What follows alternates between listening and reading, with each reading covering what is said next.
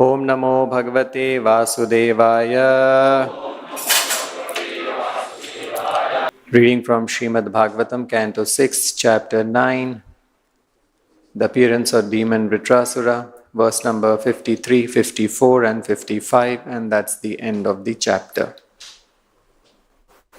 So 53 and 54 have no purport.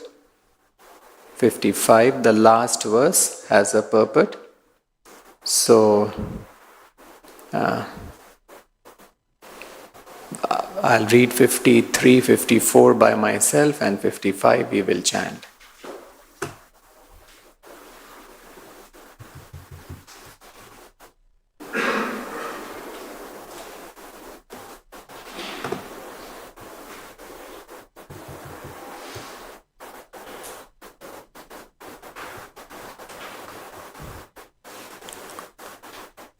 दध्यन्नाथर्वणस्त्वस्त्रे वर्माभेद्यं मदात्मकं विश्वरूपाय यत्प्रादात् Tvashta यत्त्वं मधास्ततः.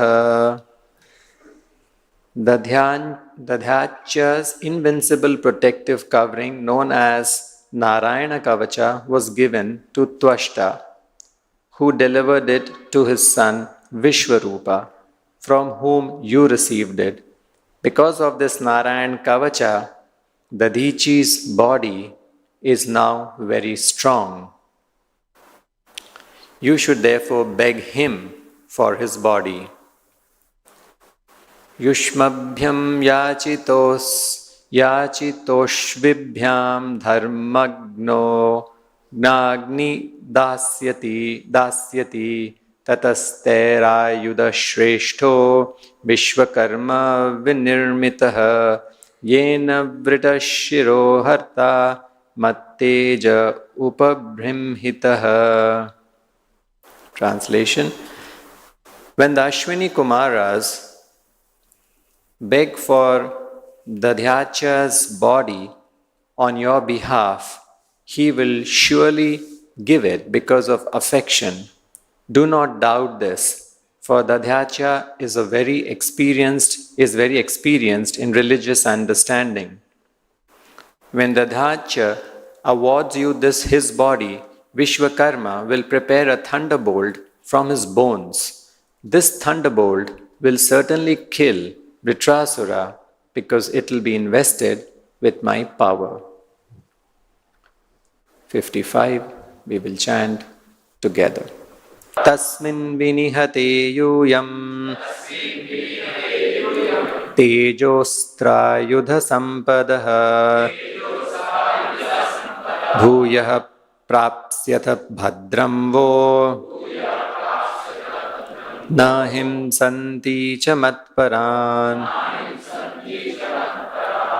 Translation and purport by His Divine Grace A.C. Bhaktivedanta Swami Srila Prabhupada.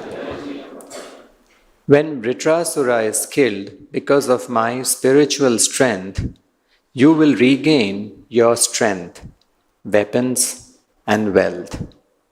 Thus there will be all good fortune for all of you. Although Vritrasura can destroy all the three worlds, do not fear that he will harm you. He is also a devotee and will never be envious of you. Purport: a devotee of the Lord is never envious of anyone. What to speak of other devotees? As revealed later, Vritrasura was also a devotee. Therefore, he was not expected to be envious of the demigods. Indeed, of his own accord, he would try to benefit the demigods.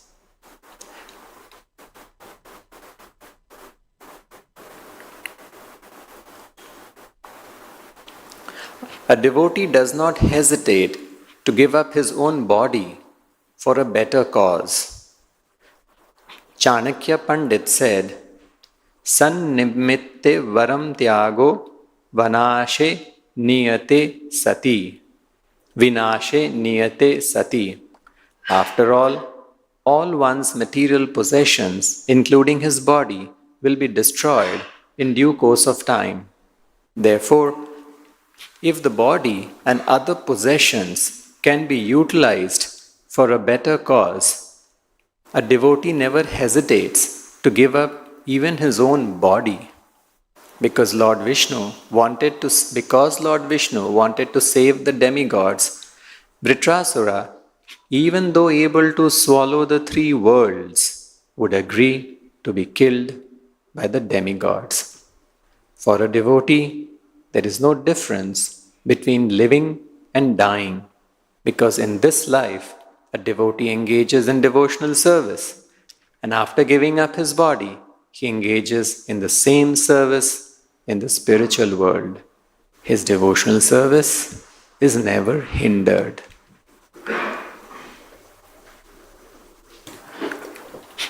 So, these are the last verses of this chapter.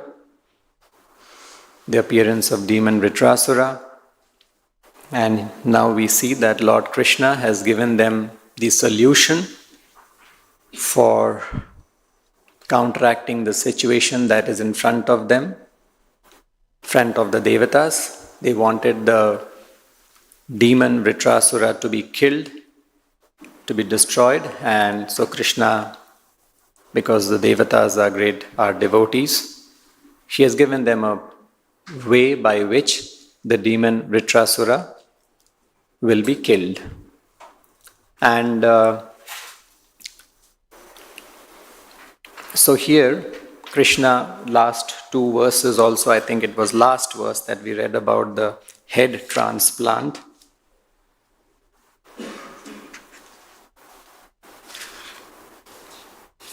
And it was the last verse. So in short, basically, Vritrasura, and very interesting here, he is a devotee demon. He is not just an ordinary demon. A devotee demon, it's like an oxymoron, opposites. Yes, he was Chitraketu in the previous birth, but due to an offense to Shiva and Parvati, he was cursed to be born as a demon, and that's how he has taken birth as a demon Vritrasura. So Krishna tells them that you go and approach Dadhichi, and we heard about the Narayan Kavacha in the previous verses, how the Narayan Kavacha was a protective shield. It is nothing but comprising the names of Lord Narayana, and he told them to wear that. Wearing that means repeating that, or chanting that. But because of a we heard the whole story how Vritrasura appeared, and now Lord Narayana is telling them that go and approach the Dadhichi. Actually, that Narayana Kavacha was passed on from the Dadhichi to Twashta, the father of Vishwarupa, and then Vishwarupa gave it to the Devatas. Devatas received it from Vishwarupa. Finally, they killed Vishwarupa because he was secretly supporting the demons also. We know the whole story. So this Narayan Kavacha, the original person who gave them, how it came in the parampara, was through Dadhichi. So Krishna says, because it was Dadhichi's body is very strong because he has chanted the Narayana Kavacha. So go and ask for Dadhichi. The Ashwini Kumara should approach them, and then he will give up his body because his body is very strong, and with his body it is strong because he has chanted the Narayana Kavacha. So this is the power of the holy name. You will get his body, and then with his body you should go to Vishwakarma. He is the architect. He will create a powerful thunderbolt, and with that thunderbolt you can kill Vritrasura. Vritrasura will be destroyed. And he says, although Vritrasura can destroy the three worlds, But he will get destroyed by this, and also because he is not envious of you, he is a devotee. So this is the way. And then in the next verse, we will see all these details. This is the solution. This is how Krishna tells them, Lord Narayana tells them, approach Dadichi and beg for his body, and he will give. So, two very important things that is mentioned in these verses, which is we must take note of it. Very, very practical and important for our life also, in our day-to-day practical Krishna conscious life, is that Vritrasura will never be envious of you. He is also a devotee and will never be envious of you. Do not fear that he will harm you. And then Prabhupada begins the purport. There are two important points in the purport. The first is, a devotee of the Lord is never envious of anyone, what to speak of other devotees. So, being envious of a devotee is a far-fetched thing. A devotee is not envious of anyone, whether even if he is a non-devotee or even if he is a non-human being. It is said, Chaitanya Mahaprabhu said, Prani matre manovakye udvegana dibe. This is very important, practical. If we can understand this one instruction, our spiritual life will be very, very swift. We take to devotional service, we are chanting, reading, doing sadhana, doing service. It's like trying to ignite a fire. But there's one process, by being envious or by criticizing, we are pouring water over the fire of devotional service that we are simultaneously trying to build. So it is said, Prani Matre, this is Chaitanya Mahaprabhu's instruction. Prani Matre means not just any insignificant living entity. It can be any of the 84 lakh species, what to talk of a devotee. Just imagine. Prani Matre and Manovakye. Generally we say, criticizing or being envious, you talk something. Even mentally, Manovakye, Udvegana Dibe, do not give anxiety. Do not think bad of him. Generally we can judge what our mind is and what goes on in our mind whole day. These are the thoughts that go on in our mind. Here he is a demon. He is not envious. Of course, he is a devotee demon, and we are also devotees. So devotee of the Lord is never envious of anyone, what to speak of other devotees. So Chanakya Pandita said there are two kinds of envious personalities. One is the snake, and the other is a human being. Sarpa kruraha, khala kruraha. And of the two, who is more dangerous? Is a snake more dangerous or a human being more dangerous? The human being is more dangerous than the snake. Because a snake's envy means what? Simply feeling bad about someone, criticizing, doing this, doing that, without any fault. So snake is like that. You go to a snake, when a snake comes near, simply the snake will bite. You have not done anything to the snake. But the snake's nature is simply bite, poisonous fangs. See? But a snake is better than an envious human being. Because the snake's envy, mantra aushadhi vashe sarpaha. Through mantra and through aushadhi, a snake can be controlled. But a human being, an envious human being, cannot be controlled. So we must remember this instruction. And actually, this is such an important instruction because how did we come to this material world? Why are we here? Because of that original mistake, envy towards the Supreme Personality of Godhead. Krishna also talks about it in the Bhagavad Gita. Those who are non-envious, I give them the instruction. So that is a cause of bondage. And that's why, because we showed envy towards the Supreme Lord, is why the enviousness against all living beings, human being, and that envy is continuing. So we must always reflect this. When I have come here, I am a devotee. How can a devotee, again, Prabhupada, first line of the purport, Prabhupada is writing straight. He comes right to the point. A devotee of the Lord is never envious to anyone, what to speak of other devotees.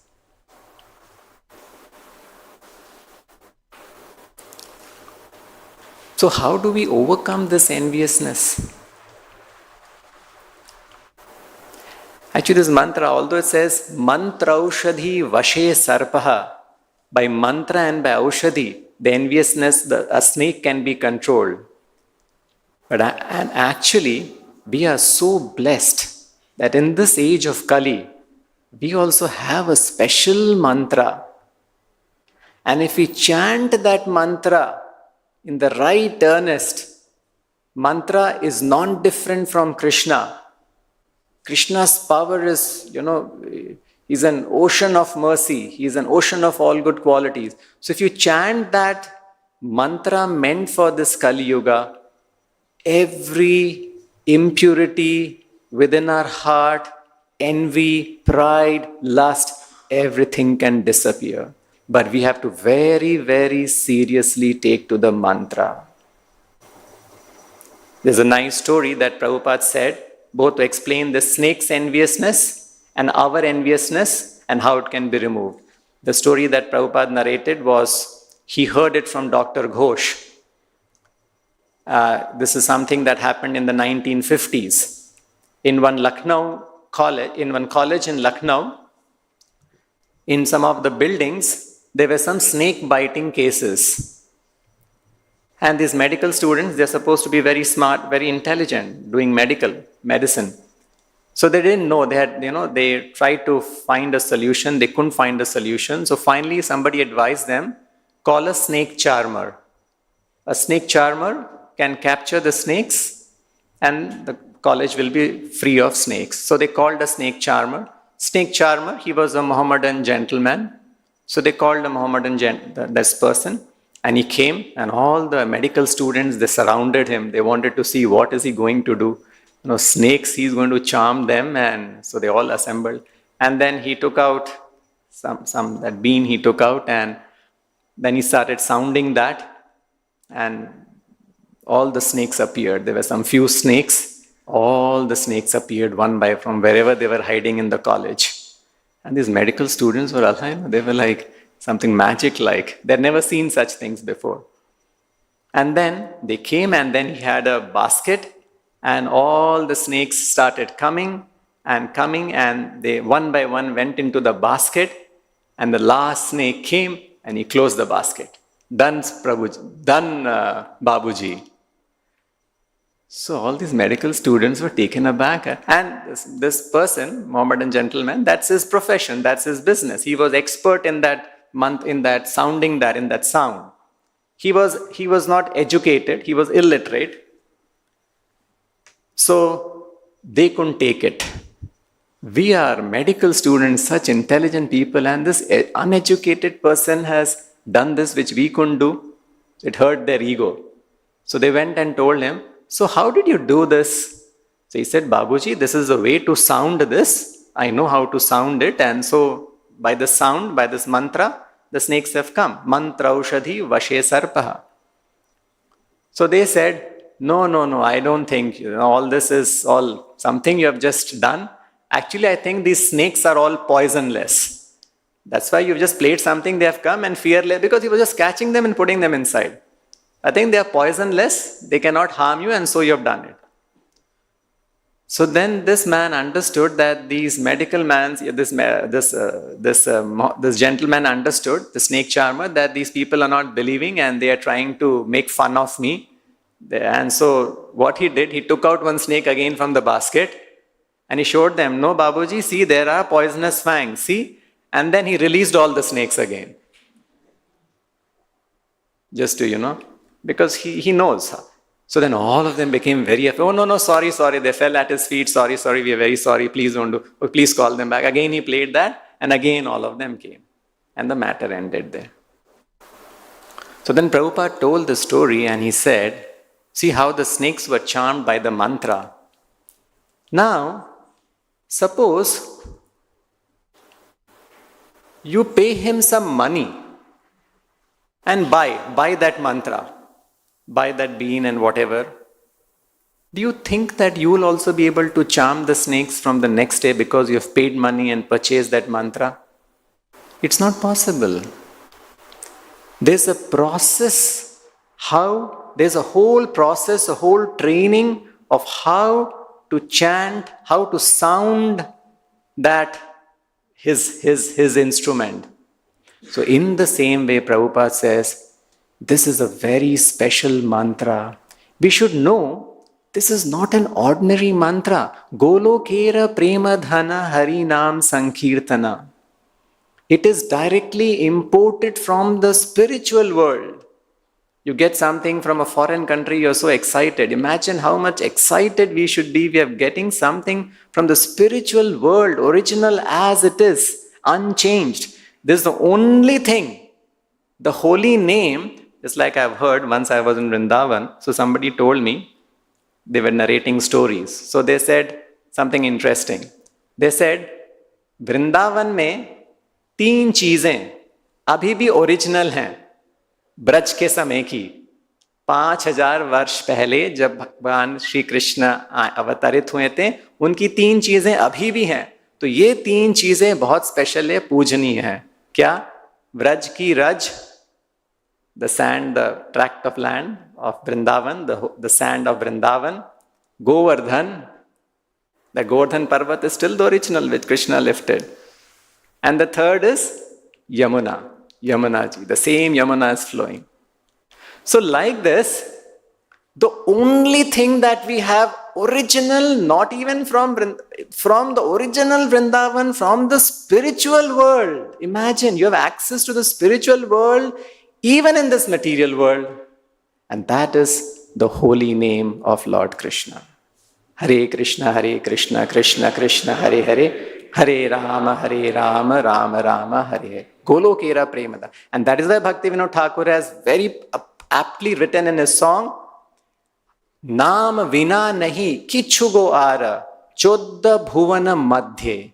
Except the holy name, there is nothing else that exists, nothing else that has any substance in the entire universe. Because this is the only thing that will stay and is forever eternal. Nothing else is eternal. So, such a thing, original spiritual sound, there has to be a process to make it perfect. If we don't follow the process of, we know the process, we have to chant a little loudly, we have to chant clearly, we have to hear attentively, and so many ways. Morning we display all the quotes, so many ways, different ways Prabhupada is trying to convince us about the importance of the process of chanting. There's a whole conversation of Prabhupada. Devotees are talking about the chanting and Prabhupada is again and again stressing, no, but there is a process. You teach them the process. Not just so, devotees are talking about, this is towards the end of towards the later years. So preaching things, the devotees are talking about preaching and how Prabhupada, we should spread the movement, we should spread the holy name. So it's a conversation. So devotees are talking about Prabhupada, we'll spread the holy name here, there. And Prabhupada is again coming, yes, teach them, but the important thing is the process. The important thing is the process, stress on the process. Like one quote is there, chanting the holy name, chanting is non-different from Krishna. The sound is non-different from Krishna. Therefore, we must be very cautious, careful, respectful. Very cautious, careful, respectful. So, If we take to the process, then every impurity within the heart will disappear. Like Prabhupada says, nothing will attack you. Whether it's envy, pride, lust, nothing will attack you. The example Prabhupada gives. Suppose you're sitting near the fire. You will never be attacked by cold.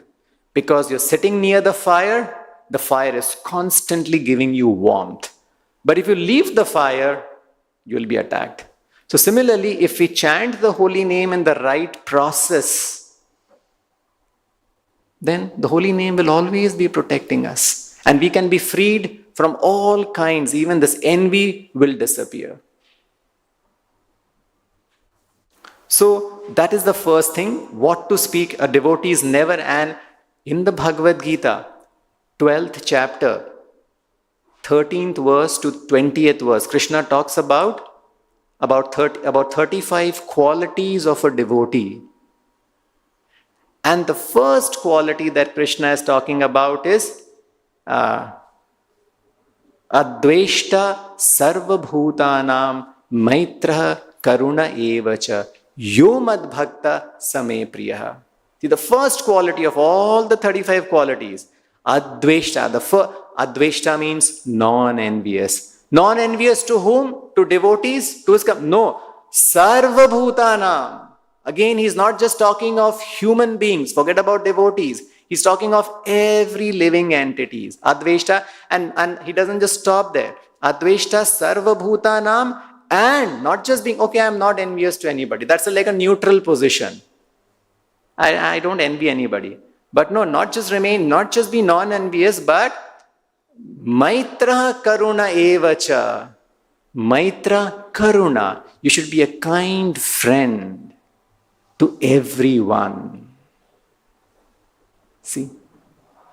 So there will be so many reasons for us to, think he's like this, she's like this, they are like this.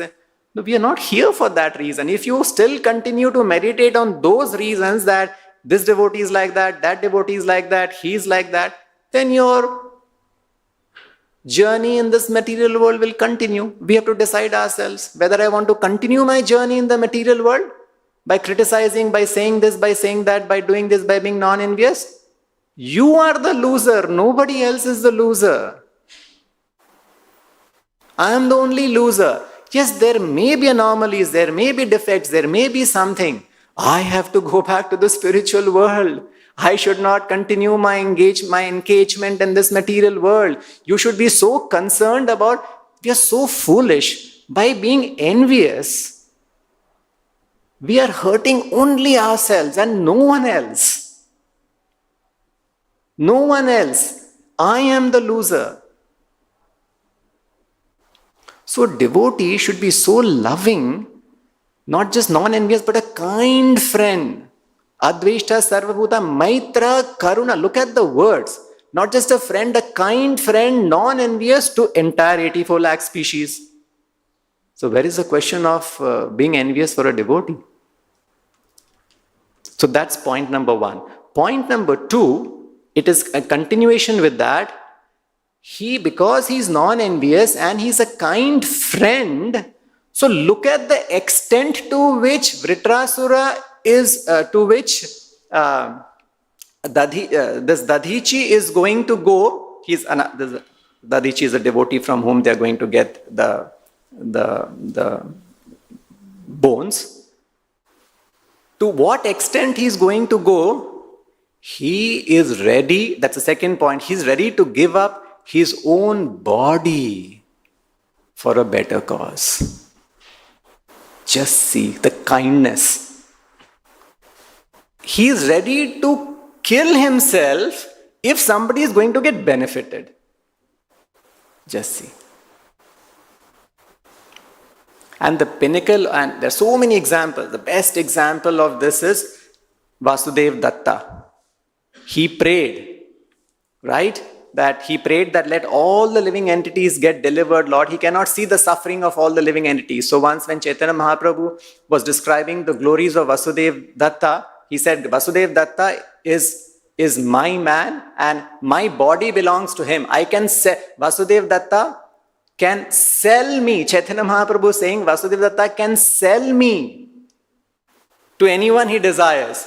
I can give up my body for Vasudeva. My body belongs to him and he can sell me. Just see the statement of Chaitanya Mahaprabhu. And why he said this? Vasudeva was no ordinary person. He is praying to Chaitanya Mahaprabhu. Chaitanya Mahaprabhu, can you please make a solution by which all the living entities in the world can go back to the spiritual world, they get delivered, and because I'm asking this, he's saying in return, how will they get delivered? Because they all have karma. They cannot get delivered without their karma, getting nullified. So give all their karma on my head. I will suffer for the sum total karma of all the living entities and send them back to the spiritual world. See, these are our acharyas. These are the examples which are mentioned in our scriptures, whom we should meditate and think and feel like them. So Prabhupada points out there are three important points. Not only he is, wanting a set of living, generally, we feel for our community, right? You don't feel for another community. Or maybe a little extended community you will feel. I feel for all my community members. Vasudev Datta is not thinking for his community members. He is thinking for everyone in the universe. Not just the human being, not just devotees he is thinking of everyone. And then he is thinking, what? Let them be freed from their suffering. And again they will suffer. Generally we think, okay, he's suffering so much, let them be freed from the suffering. Sufferings will again appear. But he is thinking to free them from their suffering permanently. Go back to the spiritual world. Just see his feelings for devotees, feelings for everyone. And thirdly, he is saying, let all their sufferings come upon me. So he is willing to suffer, not just, he's not just praying that they all get freed from their suffering. Everyone gets freed from their suffering permanently, but let me suffer. Generally in the material world, a good philanthropist, you have seen many philanthropists, somebody donating 99% of his wealth, we know. And great philanthropist, definitely. It's a wonderful work. But no philanthropist will want to donate or will want to suffer himself at the cost of everyone. I may donate 100% of my wealth. I'll distribute it to everyone. But I don't want to suffer. Here Vasudev Datta is willing to suffer for the 8,400,000 species of life himself. Just see the examples. So in a devotee community and in any community, whether it's a devotee, non-devotee or any community, and especially for devotees, this is a very important, Prabhupada also, we say Prabhupada built a house in which the whole world can live. How can a house in which a whole world can live exist without these loving feelings, without these non-envious feelings, without these kind feelings? Prabhupada built a house. We have to maintain the house. We have to see that this house is protected with this love, compassion, friendliness. It's our duty. Prabhupada has given it to us.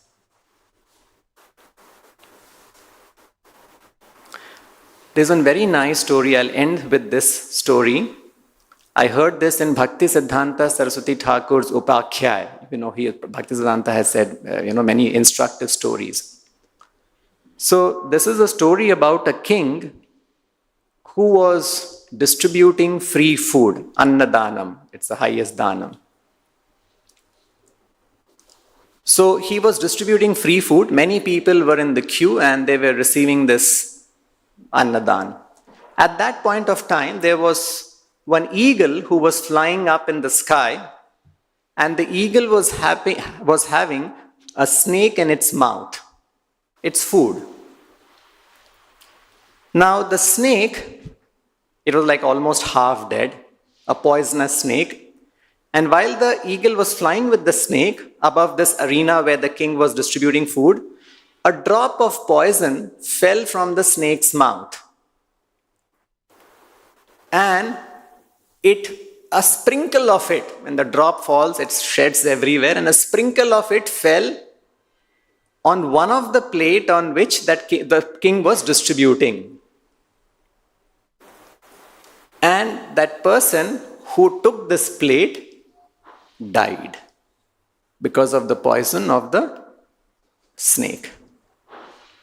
Now he died, and the king was very sorry. King was feeling very bad. Now Yamaraj, he has to make a decision. Who gets the karma for the death of the person? Because he died, somebody has to take the karma, because it was not his mistake, untimely, whatever you call it, whether untimely death or whatever. So Yamaraj is thinking, should this karma go to the eagle who was flying at that particular time with the snake? And he's thinking. Then he thought, no, maybe it's the snake's mistake. And then he thought, no, it is the king's mistake. The king finally distributed it. And he is a king. He is more intelligent. And he is knowledgeable. He's a Kshatriya. He should. But then he thought, how can the poor king take this karma? He was distributing food. He was doing annadhanam. And if I give him the karma, it was totally, without his fault. How can I give him this karma? So like this, even Yamaraj went into doubt. And he's thinking whom to give, whether this or that or this. And he kept that, he's meditating, and he kept that the karma reaction aside. He's not taken a decision. In the meantime, some few more people are walking by to take the food. So there's a beggar sitting outside begging. And then one person comes to the beggar and says, I've come here for the Annadhanam, free food distribution. Can you please tell me which direction to go? Where is the free food being distributed? So the beggar said, yes, you've come to the right place. Go here. That's the king is right. You have to go walk this way, that way. Little far off the beggar was sitting. And that's the point. There you will get the free food. King is distributing from his own hands. And then the beggar added, but be careful. The king has caused the death of one person. Be careful, you're going for Annadhanam. Immediately Yamaraj understood who will get the karma. He gave the entire karma to the beggar.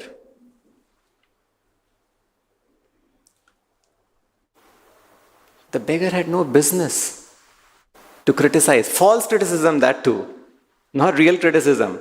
And then Bhaktisiddhanta writes something even more important. He says that if someone criticizes someone and there is no fault of that person, you get 100% karma for your criticism. And if you criticize someone, if you criticize someone, genuinely, if there is some fault in him, you may say, no, he's wrong. And so my criticism is correct. No. Bhaktivedanta, right? You still get 50% of the karma. So now you decide. We have to decide. I am very confident that someone is at fault and I should criticize to bring it out, to inform people, to be just, to be truthful, to be honest. To be, like this is how the modern world is. I want justice. This is the justice. Justice is you will get 50% of the karma. And your engagement in the material world will continue. So here we see examples in this verse. Dadichi is ready to give up his body for the benefit of someone else. And devotee is not envious to anyone. What to speak of other devotees, what to speak of other living entities. So these are very important conclusions in Krishna consciousness. We must always live by them. We must always meditate them. So it's not just chanting of holy name can give you relief if you chant in the right process. But if you continuously keep pouring water, the chanting will also not happen. If this is our mind, mind has to be peaceful. That is why it's in a trinada pishuni chena tarori. See, everything is, all instructions are converging to the same point. Mahaprabhu's verse, which should be hung around our neck. Trinadapi shunichena, taroriva saishnuna, amanina manadena. What does it mean? Non-enviousness. Amanina manadena. I have to give mana respect to everyone, no matter who he is.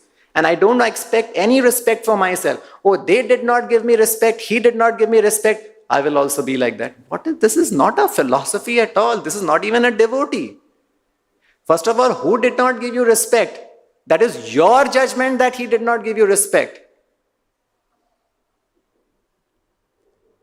So amanina matena, then comes kirtaniya sadaharihi. So beautiful this verse is.